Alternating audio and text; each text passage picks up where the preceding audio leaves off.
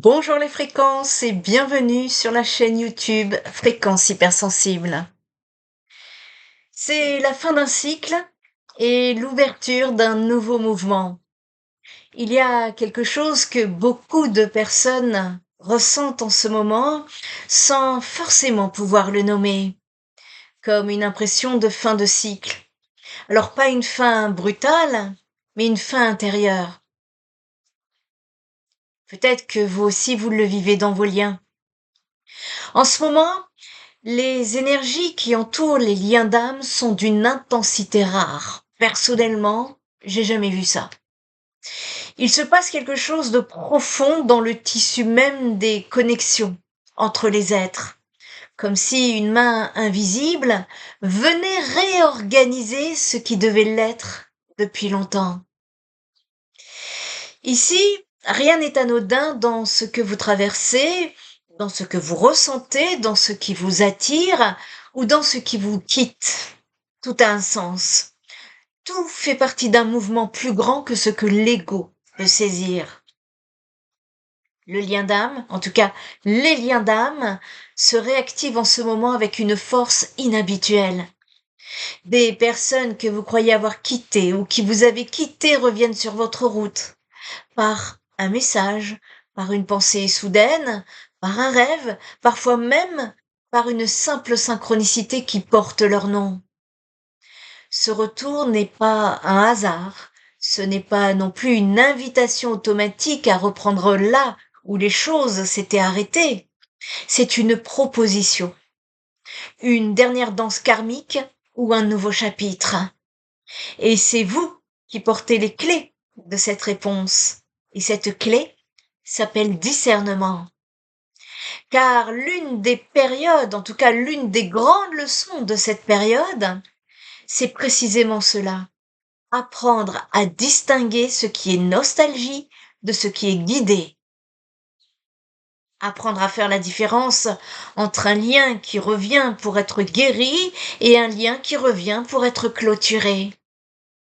Les deux se ressemblent au premier abord, les deux font battre le cœur plus vite, les deux ont cette odeur familière de quelque chose de grand, mais l'un va vous élever et l'autre vous endort.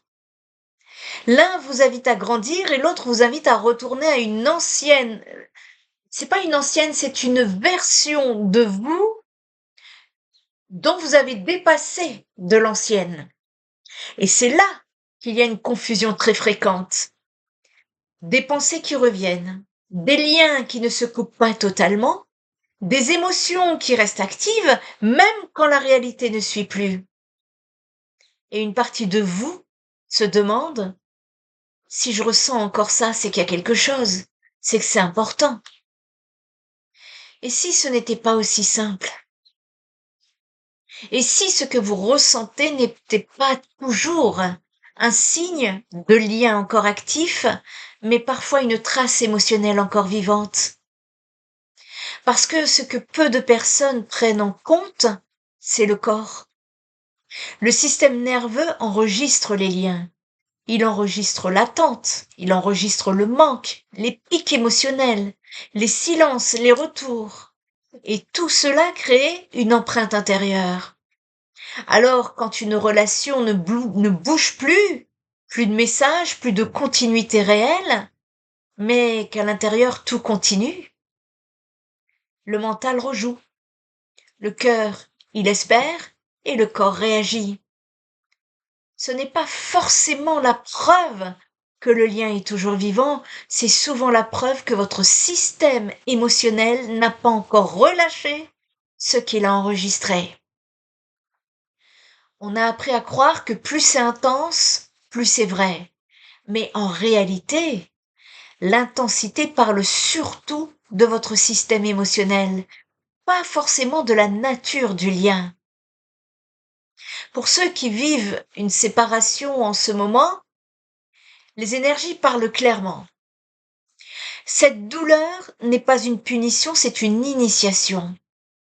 Ce lien, aussi beau qu'il ait été, aussi réel que la connexion ait semblé, vous a conduit jusqu'à une frontière. la frontière de vous-même. Au-delà de cette frontière, il n'y a plus de place pour deux si l'un des deux n'est pas prêt à faire le chemin. Le message est très clair. La séparation dans les liens d'âme n'est jamais une fin, c'est un repositionnement. L'âme sait ce qu'elle fait, même quand le cœur humain pleure et ne comprend pas. Pour ceux qui vivent une réunion ou qui sentent qu'une connexion profonde est en train de naître, l'énergie actuelle demande une chose avant toute chose, la présence, pas les projections, pas les attentes construites sur ce que vous avez lu, entendu, rêvé, imaginé. La présence pure à ce qui est, à ce qui se déploie, sans chercher à tout nommer vite, trop vite, sans coller d'étiquette sur quelque chose qui est encore en train de prendre forme. Les plus beaux liens d'âme se sont brisés non pas par manque d'amour, nous dit-on, mais par excès de peur. La peur de perdre ce qui n'était pas encore vraiment là, la peur de ne pas être à la hauteur, la peur de l'abandon, de la trahison, qui fait agir de façon à provoquer inconsciemment exactement ce que l'on redoute. Pour les liens de type flamme jumelle, eh bien, ces liens de flamme jumelle actuellement traversent une phase de purification intense. Si vous vivez ce type de connexion, vous reconnaissez ce dont je parle. L'impression que rien n'a jamais été aussi grand et aussi douloureux à la fois. Cette connexion est un miroir absolu. Elle ne vous montre pas ce que vous voulez voir, elle vous montre ce que vous devez voir. Vos peurs les plus profondes, vos croyances les plus limitantes sur l'amour, sur votre valeur et sur ce que vous méritez. Elle vous montre là où vous abandonnez vous-même en cherchant à retenir l'autre. Et tant que ce miroir n'est pas regardé avec honnêteté, le cycle continue encore et encore. La course, la poursuite, l'éloignement, le retour, encore et encore, jusqu'à ce que la leçon soit intégrée, non pas intellectuellement, mais dans les cellules, dans le corps, dans le quotidien. La vérité de cette période, pour les flammes jumelles, est la suivante. La réunion ne viendra pas de l'extérieur. Elle ne sera pas déclenchée par le bon message envoyé au bon moment, par la bonne manifestation, par l'attente suffisamment longue et patiente, ça j'en ai connu. Oui, maintenant je suis prête. Sauf que les énergies ne trompent pas. Elle sera en fait le résultat naturel de deux êtres qui ont choisi, chacun de leur côté, de se guérir eux-mêmes, de s'aimer eux-mêmes, de construire leur vie avec ou sans l'autre. Pas par résignation, pas par fausse acceptation, mais parce qu'ils ont compris que leur complétude ne dépend d'aucune autre âme sur cette terre. D'ailleurs, si vous le remarquez, dans le mot complétude, il y a complet. Vous n'êtes pas une demi-âme, vous devez être une âme complète à part entière. Pour ceux d'ailleurs euh, qui sont en plein dedans, je comprends que ça puisse être compliqué, mais chacun a travaillé sur lui, à comprendre pourquoi il vit ça, et c'est surtout en fait des poussées aussi douloureuses soient-elles pour vous faire grandir, pour vous faire sortir des conditionnements, pour vous faire justement que l'âme puisse justement s'exprimer au-delà de nos conditionnements, de nos failles, de nos blessures de l'âme, vous voyez, tout ceci est en train d'être purifié. Pour ceux qui sentent qu'ils sont en train de clôturer un lien karmique, Les énergies actuelles soutiennent pleinement cette libération. Il peut y avoir de la tristesse même quand on sait que c'est juste. Il peut y avoir de la nostalgie pour quelque chose qui ne vous a pourtant pas rendu heureux. C'est normal. Le corps et le système nerveux ont une mémoire. Ils s'accrochent à ce qui est familier, même quand ce qui est familier fait mal. Mais quelque chose en vous sait. Et cette voix qui sait, même si elle est petite, même si elle est couverte par le bruit du mental, cette voix mérite d'être entendue. Elle est l'âme qui parle. En ce moment, nous sommes dans une phase très particulière, une phase d'entre-deux. L'ancien n'est plus vraiment actif, mais le nouveau n'est pas encore installé. Je vous ai fait une mini-guidance hier concernant ce vide entre deux mondes, de l'entre-deux-mondes. N'hésitez pas à aller la voir, vous allez pouvoir avoir des compréhensions de ce que vous ressentez. Et donc, dans cet espace, certes, les liens deviennent flous. Ce flou peut donner de la nostalgie, de la confusion de l'attente intérieure, une sensation de vide ou de non-réponse. Mais ce n'est pas un vide réel, c'est un espace de transition. Ce que beaucoup ont vécu ces dernières années, c'est une forme de nettoyage intérieur. Des relations se sont terminées, des liens se sont transformés, des schémas se sont révélés. Et aujourd'hui, ce mouvement continue, mais il change de nature. Ce n'est plus seulement un nettoyage, c'est une invitation à l'alignement. Dans cette phase, les liens commencent à se repositionner. Ce qui est flou devient inconfortable. Ce qui n'est pas réciproque va devenir de plus en plus visible.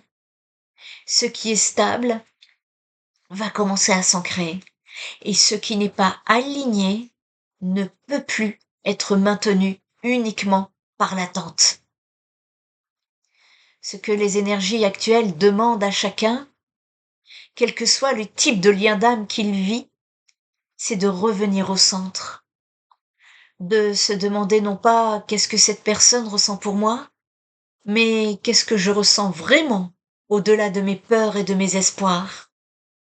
Non pas est-ce que ce lien est une flamme jumelle ou une âme sœur, mais est-ce que ce lien me grandit ou me rétrécit? Et non pas pourquoi est-ce que ça fait si mal, mais qu'est-ce que cette douleur essaie de m'enseigner sur moi? Parce que si vous vivez cette situation, c'est que vous avez quelque chose à travailler pour élever ce niveau de conscience.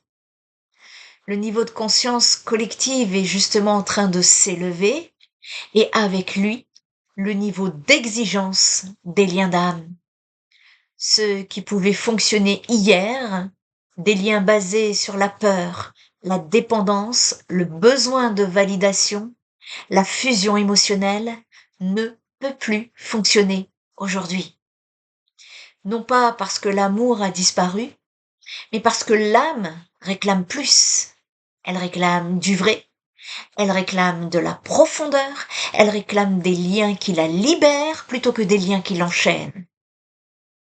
Et cette liberté, elle commence par vous, en vous, avant même que l'autre change, avant même que la situation évolue.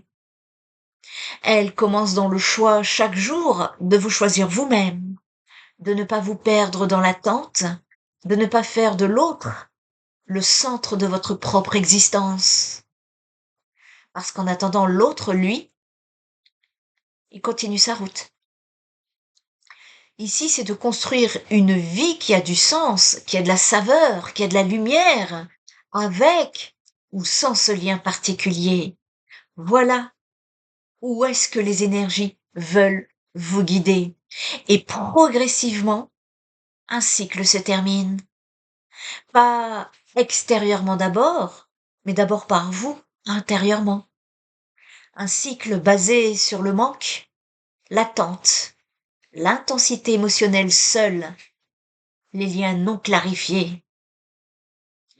Et à partir de cette fin de cycle, quelque chose de nouveau commence à émerger, plus simple, plus clair, plus stable. Des relations plus incarnées dans la réalité, moins basées sur la confusion émotionnelle.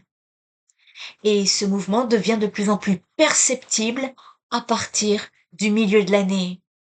Le mois de juin, nous sommes à un tournant là sur le mois de juin et les âmes en tout cas qui ont choisi de s'incarner en ce moment, sachez qu'elles ont accepté un chemin exigeant. Elles ont accepté de traverser des épreuves qui accélèrent leur évolution. Les liens d'âme font partie de ces épreuves. Alors, non pas comme des récompenses ou des malédictions, mais comme des accélérateurs de conscience. Chaque personne qui entre dans votre vie et qui vous touche au plus profond est une âme avec qui vous avez accepté, avant même votre naissance, de danser le temps d'une leçon. Parfois, une leçon est douce, parfois, elle est bouleversante. Toujours, elle est exactement ce dont vous aviez besoin pour devenir qui vous êtes en train de devenir. Et peut-être que le vrai tournant, ce n'est pas de comprendre tous vos liens, c'est de reconnaître ceux dans lesquels vous vous perdez encore. Parce qu'un lien aligné ne vous maintient pas dans l'attente, il vous ramène à vous. Et quoi que vous traversiez en ce moment, je veux que vous reteniez quelque chose d'essentiel. Vous n'êtes pas en train de perdre quelque chose. Vous êtes en train de vous détacher de ce qui n'a plus besoin de vous retenir. Et ce processus peut paraître inconfortable, c'est humain. Parce que tout ce qui était familier émotionnellement n'est pas forcément ce qui est juste pour vous aujourd'hui. Alors, si vous vous sentez dans le flou, dans l'attente ou encore attaché à des liens du passé, ce n'est pas une erreur, c'est un passage. Et dans ce passage, le plus important n'est pas de forcer les réponses, mais de permettre à votre énergie de se réorganiser. Et parfois, ce que vous ressentez n'est pas seulement émotionnel, c'est aussi une accumulation d'empreintes énergétiques, d'anciens liens encore actifs dans votre champ émotionnel, des attachements non clôturés, d'émotions qui tournent en boucle, de mémoires relationnelles encore présentes dans le corps. Et dans ces cas-là, il ne s'agit pas de comprendre plus, il s'agit de libérer. Pour les personnes qui ont besoin de libérer, si ça vous parle, je vous propose un soin vibratoire qui s'appelle Renaissance relationnelle qui va vous aider. Je vous invite à le trouver dans ma boutique sur mon site internet. Et avant d'aller plus loin, il y a quelque chose que je veux vous dire avec franchise. Ceux qui me connaissent savent comment. Moi, je vais droit au but, hein, parce qu'on a besoin d'avancer. On a besoin d'avancer. Si vous vous retrouvez à consulter des guidances quotidiennes, des guidances tous les jours, à chercher dans chaque tirage, chaque contenu, une réponse à ce que vous vivez, sachez que ce n'est pas un chemin vers la clarté. C'est d'ailleurs souvent le signe que l'anxiété s'est déguisée en quête spirituelle. Une guidance par mois, par signe, sur la seconde chaîne YouTube La Guidance du Nouveau Monde est largement suffisant. Ce rythme, il est intentionnel parce qu'il vous laisse le temps de digérer, d'intégrer, de vivre ce qui a été semé. Une guidance, c'est un miroir, c'est pas une béquille. Et la consulter trop fréquemment, eh bien, elle finit par vous couvrir exactement ce qu'elle est censée révéler, votre propre voix intérieure. Alors, si vous revenez chaque jour sur ces contenus dans l'espoir que quelque chose change, peut-être que ce dont vous avez besoin n'est pas une nouvelle guidance. Peut-être que ce dont vous avez besoin, c'est de silence et de vous faire confiance et de faire confiance au processus. C'est d'ailleurs exactement pour cela que je propose des guidances privées. Parce qu'en individuel, on ne travaille plus sur une énergie collective. On n'est pas dans le flou. On vient regarder une situation précise, votre lien, votre dynamique, ce qui reste encore accroché et ce qui demande à être libéré pour que vous puissiez retrouver de la clarté intérieure. Souvent, quand on en parle en guidance privée, eh bien, à la fin, c'est ça y est, je sais où j'en suis, je sais. Alors, c'est pas moi qui donne les réponses, hein, je vous fais passer uniquement les messages. Mais au moins, ça a le mérite d'être clair, de vous repositionner, de vous réancrer dans le dans les énergies, heu, non plus du flou, mais de la clarté. Et cette clarté, eh bien, va vous permettre de retrouver votre propre clarté intérieure. Et ce type de guidance, ça permet de souvent de comprendre pourquoi ce lien reste présent encore en vous, ce que vous portez encore dans cette relation, ce qui n'a pas totalement été clôturé énergétiquement, et surtout comment vous réaligner intérieurement. Parce que chaque fois, parfois, hein, parfois, je voudrais vous dire parfois, ce que vous cherchez à comprendre mentalement depuis longtemps, eh bien, devient simplement évident quand l'énergie est remise en ordre. Faites confiance au mouvement. Faites confiance à ce qui part et à ce qui arrive, et faites confiance à votre âme, parce qu'elle connaît le chemin. Et votre âme, elle navigue avec une sagesse que le mental ne peut pas toujours saisir. Et rappelez-vous, vous n'êtes pas en retard, vous n'êtes pas bloqué, vous êtes en transition. Et toute transition demande du temps. Alors prenez soin de vous, de votre énergie, de votre espace intérieur, parce que c'est là que tout commence à s'organiser, pas à l'extérieur. Et parce que vous êtes le lien le plus important de toute cette histoire. C'est le lien, c'est celui avec vous-même avant tout. En tout cas, cette guidance est là pour vous apporter de la clarté en toute authenticité. Chacun est libre ou pas d'entendre ce raisonnement ou pas. En tout cas, je fais passer les messages et n'hésitez pas, je vais préparer pour le mois de juin par signe astrologique. Pour le mois de juin, on va parler de lien d'âme parce que c'est très fort ce qui se passe, que je ressens dans les énergies là. Et cette fin de cycle, ben, elle n'est pas toujours, c'est pas toujours marrant hein, ce qu'on vit. Et pour vous aider au mieux, en tout cas, à cheminer dans la lumière, au milieu de tout ce marasme. Et